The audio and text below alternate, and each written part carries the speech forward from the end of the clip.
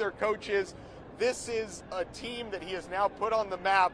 There's only one thing left to do for this university, and that is win a national championship. They're 2 wins away. Yeah, they're knocking on the door again, and they get the rematch with Duke. Duke knocked them off last year in the Sweet 16 round, and I'm convinced they would have beaten Duke that night if it not for Jamal Shedd going down with that ankle injury. I thought they had Duke that night. They could take care of business. I think they're a little hungry, I think, going into this one. And it's a new year, it's a new team, and we get all that, but that's still a bad taste in their mouth from last year. Now that they've punched their ticket here to the Final Four, they're getting another shot at Duke, and that'll be a 7:49 tip-off. So the Cougars and Duke, a lot of people are saying that this is for the national championship. I don't know if I necessarily agree with that, because you look at the entire field, man, that Auburn-Florida game is going to be outstanding as well. 4 outstanding teams. The NCAA got 4 number 1s here. If you're San Antonio and you're hosting, you couldn't ask for a better field here. Yeah, remember when we had the Final Four in Houston and we had San Diego State and Florida Atlantic there? Right. This is what you want if you're the Final Four planning committee. You want a big-name team like Houston, who's only 3 hours away for the fan base. Auburn in the SEC, Florida in the SEC, and then Duke, obviously, one of the great blue blood historic programs of all time. I just saw Mike Krzyzewski in there wandering out in their media center. That is what you want if you're a Final Four. And I know everyone was kind of upset this year that there aren't really the Cinderellas or things like that, but the Final Four of these power programs is going to create the best matchups, it's going to create the best games. Yeah. And the Houston Cougars are in what, you're saying, like, these are the top 2 teams. Absolutely. We can't wait. 5:09 for Auburn and Florida, 7:49 for U of H and Duke. Hey, real quick, we're going to bring in Tony Levine, former U of H football coach. I know, Tony, just pop on. We're live back at Channel 2. Come on. Live? We're live on click2houston.com. I put my Houston shirt on. Just got off the airplane. It's okay. Just pop From on. Birmingham. Here, get in the middle of us real quick. Just pop on real quick. Live or we tape delay? We are live on click2houston.com, and we're goodness. looking for familiar faces. You're here to support University of Houston, make the trip in. This is going to be pretty special. It's going to be very special, and what a special season. A great job Coach Sampson's done in the 10-plus years he's been there, and very excited to be here and cheering for the Cougars. You've got a lot of connections still at the University of Houston. Your time as head football coach, now running your Chick-fil-A there in Missouri City. But you still follow the university closely, and you've still got a lot of people inside here. Oh, very closely, and stay in touch with so many people in the administration there in the athletic department, and couldn't be more excited to see the direction that all the programs have gone. And again, my whole family's here with me today, and excited to be here and putting this red on here any second. Just got off the airplane, I'd have it on already. You're forgiven. It's okay. I appreciate it. Hey, great, awesome. Thanks for popping on, man. No, we're just filling time for like a half hour. Well, I saw you. I said, come on over, Jordan. Good stuff. Good to see you. Y'all fun. Tony Levine, former University of Houston football coach. I mean, we're going to see a lot of faces like Tony, and I'm sure we're going to see Jim Nance here later. Elvin Hayes, I know, will be here, part of the radio broadcast, and just a lot of familiar faces come out to support U of H. Yeah, this is a fan base that has a lot of big popular names that are coming in. It's very different today than what we've seen the past few weeks, because Indianapolis was just road games for Houston. 90% Purdue fan base, Right. Obviously their campus 70 minutes away, and then it was 90% Tennessee fans in the Elite Eight. And Houston goes on the road. They kept yelling, 11-0, 12-0 every time they go out and win these what are supposed to be neutral games but turned into road games. This is going to be a big-time Houston crowd. We're close, but do not discount how many Duke fans there are, because that is a national brand program. That is a national media beloved program that are going to pick Duke a lot. And you walk in there. We've seen a lot of blue around here, by the way. We see some Duke There's around. a Duke Yeah, fan right there. They're here. And you go in there and you see the Florida section, you see the Auburn section, because that's the game's going on. There's already a Duke section built in there, and they don't play until later. So you look at the matchup, some of the keys, and definitely the size advantage is going to go to Duke. Doesn't mean they're going to that's a lockdown win, because I think University of Houston, you've seen them play all season long. They're either really good offensively or kind of average. They need to have a good night on that end, but they're going to bring the defense every single night. I can't wait to see how they figure out a way, whatever game plan they come up with for Con Knipple, for Cooper Flagg, and some of these other star players for Duke. I think it's going to be a tight game, and I think defensively is where it's going to be won tonight for the Cougars. And Duke doesn't get out and run. They're the most efficient offense in the country, but they're not a run and gun kind of team. So if Houston can get them to slow down just a little bit, because they're not a super fast-paced team. So they don't have to slow them down a whole lot like they did with Gonzaga. Right. You slow them down a little bit. You put maybe JoJo Tugler, one of the best defensive players in the country, on Cooper Flagg for longer stretches of time, and you want it to be a 50s, 60s game. If Duke can get out in transition with that size, with how they can run when they want to run, I think it's going to be tough. And obviously there are stretches where Houston goes cold shooting. That just can't happen against this good of a team. You were here Thursday, and I was talking to some of the guys yesterday as well. We've kind of made the rounds in that locker room, and when you look at U of H, I think a really cool story this season, we knew L.J. Cryer was coming back, J.Juan Roberts, Emmanuel Sharp.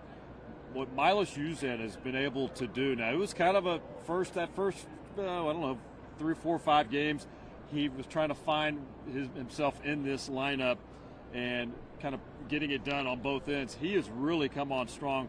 I would say the last couple of months of the season, he definitely elevated his game a couple of notches, and now, man, he's so confident.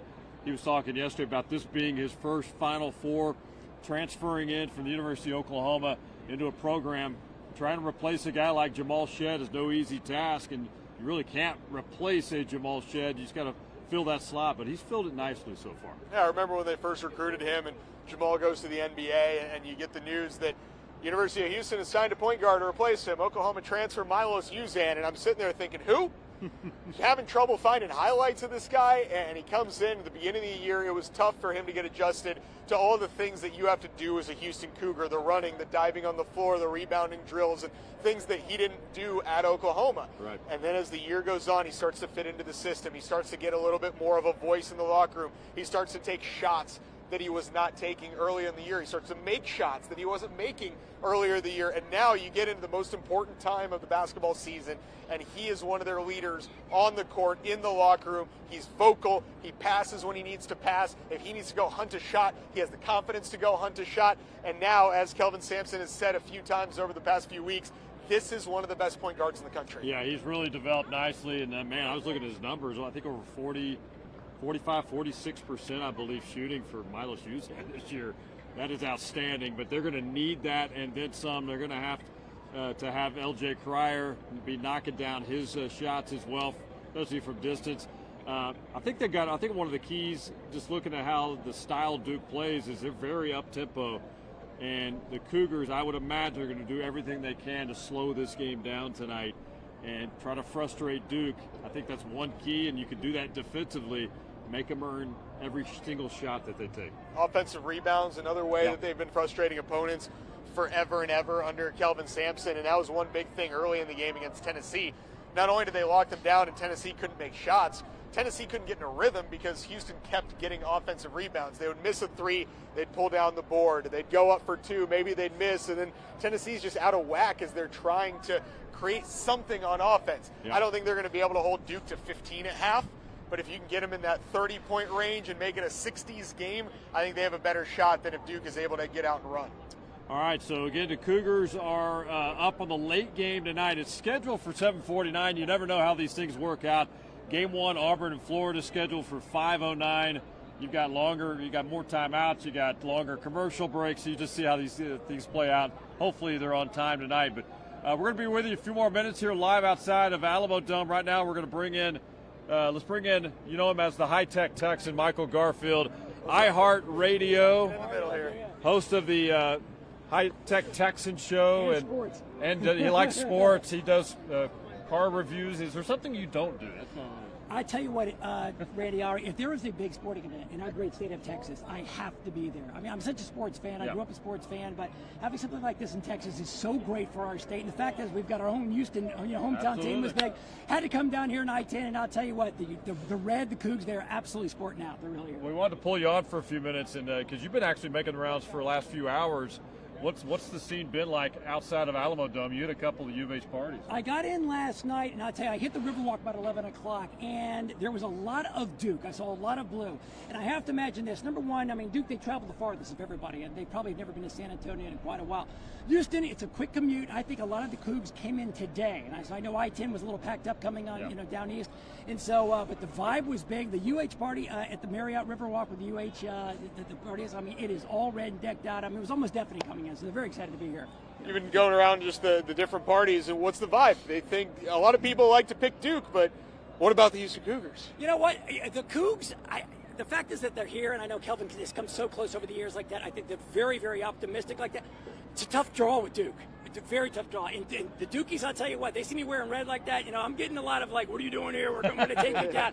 But the fact is that I know, Kelvin and the Cougs are little underdogs right now. But I think, the vibe right now is the Cougs are actually going to do this. They are so close. Kelvin, such a great coach and such a great fan base. And without a doubt, there's more red now inside than any other color because we are so close here to the Alamo Dome.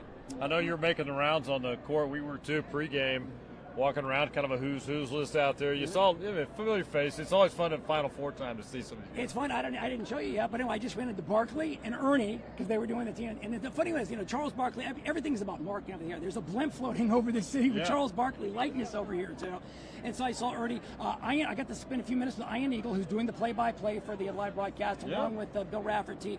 And I really digging in, man. You're staying. Right? My job is to really get the inside information. This is probably my 9th or 10th Final Four, and it's just nice being able to know where to go, what to do, like that. But they're very excited. It's nice that they're in Texas too. They're always they're very friendly. The first thing they say when I tell them I'm from Texas, great to be in your state. I've never seen a friendlier place in the entire country, which is very nice. Yeah. Charles Barkley's not a fan of San Antonio, though. He's not. It's funny because I was at the Fan Fest today, Ari, and there was this churro stand, and he loves giving the business to a lot of the San Antonioites and their churros right there. So I took a few photos of that like that, but he could not have been nicer. And he goes, "Hey man, it's great to be here," like that. He didn't give me his prediction, so who knows? Yeah. All right, so it's gonna be fun. You're gonna be here for both games. You're actually staying no matter what happens because you came with a group. No matter what, because I am covering this for a lot of the radio stations that I cover too. It really doesn't matter. But it again, this is such a a 4-day party. Right? So anyway, no matter win or lose tonight, I know we're gonna be a little upset with the Cougs lose, but it's gonna be a little fun time. So hopefully you guys are gonna stay with me at least until Monday night. So you'll be spending some time on the Riverwalk, I bet. Just a smidge, yeah. If you see me, just don't push me in, people. There you go. Hey, good stuff, Garf. Thanks for hanging out, man. My pleasure. Enjoy it, man. Right. Nice job. Right.